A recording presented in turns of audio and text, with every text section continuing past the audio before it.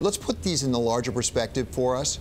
Has it ever been the case in history that we've had a massive tax cut with this employment situation, that particularly that will involve deficit spending, at least in the short term? Have we ever done that in this country? So David, thanks for having me, and I appreciate the opportunity to be here. Look, we at the White House are very excited about the numbers. You're right, there is some noise in the number because of the hurricane, and as you said, you discount that noise out, and you're looking through the numbers, and you're looking at the wage growth, and you're looking at the unemployment number, which is the real bright news here. Look, I think what the numbers are showing you, and the question you're asking me is, you're asking me about President Trump's economic agenda and what he's committed to and what we're committed to here in the White House. We believe that the tax cut is essential to continue the economic growth that we've started. Yes, we've started some real economic growth. We've been rolling back regulations, but we need to continue the economic growth. We need to continue the wage growth here in America. So do you have reason to believe it will not continue? And perhaps more pointedly, in history, we've always had deficit spending and tax cuts in really fallow times, not in the robust times. Right now, we have a pretty robust time. Why doesn't the president say, things are going great, we don't need to really intervene? David, we've had a couple good quarters of GDP, but we're still not on a sustainable level of growth that we should be and want to be here in the United States. We've been averaging about 2% growth. The president is not happy with 2% growth. He ran on a pro-growth platform, and he wants to deliver a pro-growth economic agenda.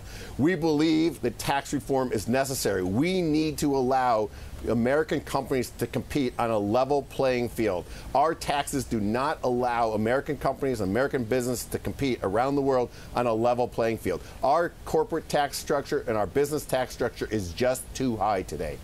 Hey, Gary, no one we talk to believes you're going to see sustainable 2.9% growth.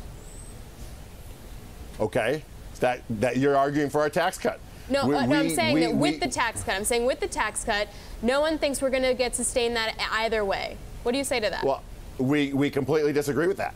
We completely disagree with that. We obviously think, and if you listen to what Kevin Hassett came out yesterday, our CEA director, he came out and talked about the economic growth that we strongly believe we will have by cutting business taxes and attracting business back to America, attracting capital back to America, growing opportunities here for employees to be employed, creating more wage growth in the United States, and keep the sustainable system that we're at right now. We believe we can have 3+% growth with taxes and the regulation that we're in the reg reform that we're after now. Hey, Gary, I want to get your take on a Trump tweet. It was about the stock market. He says, the stock market hit an all-time high. This is President Trump tweeting yesterday. Unemployment lowest in 16 years. Business and manufacturing enthusiasm at the highest level in decades. Do you really want a White House that's associated with record highs when you know how precarious that can actually be? And we've had like 46 of them for the S&P so far this year. Look, the president's committed to economic growth. He's committed to a pro-growth, pro-job agenda. The stock market is representative of what his agenda is and the fact that we're having real impact.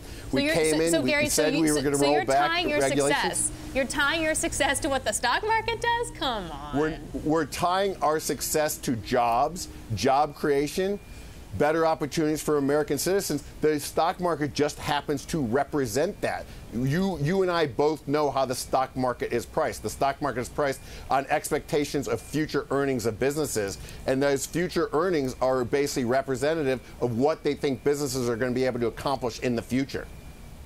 Gary, I just wonder, if it is about the market, how this bleeds ultimately into the decision-making elsewhere.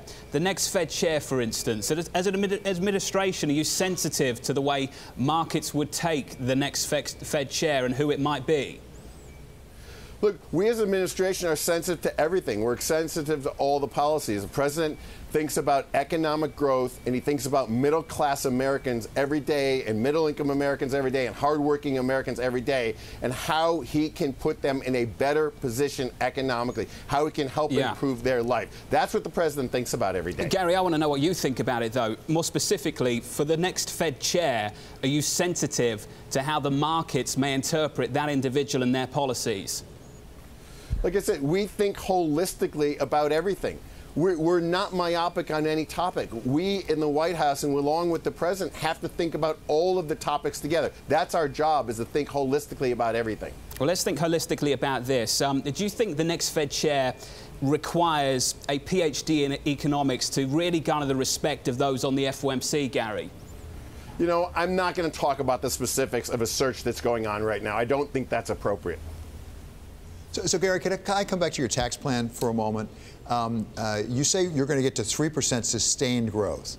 Could you just explain to us exactly what in that tax plan will generate that? As you know well, economists say growth like that comes from two sources, and that is more people working, demographics, and productivity.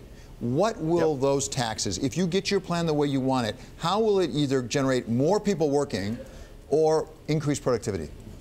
David, we couldn't agree with you more.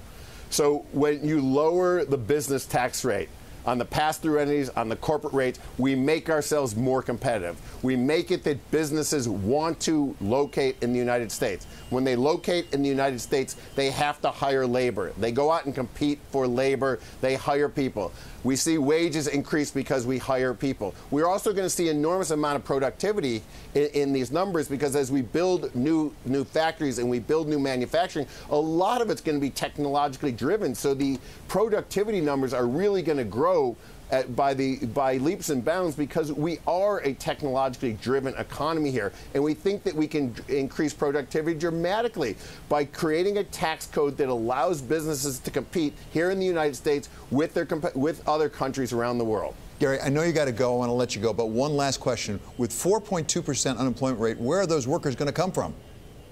We can increase the participation rate. You know, the participation rate went down, U6 number went down. We're excited to see those numbers. We believe there are more workers willing to come into the workforce in the United States.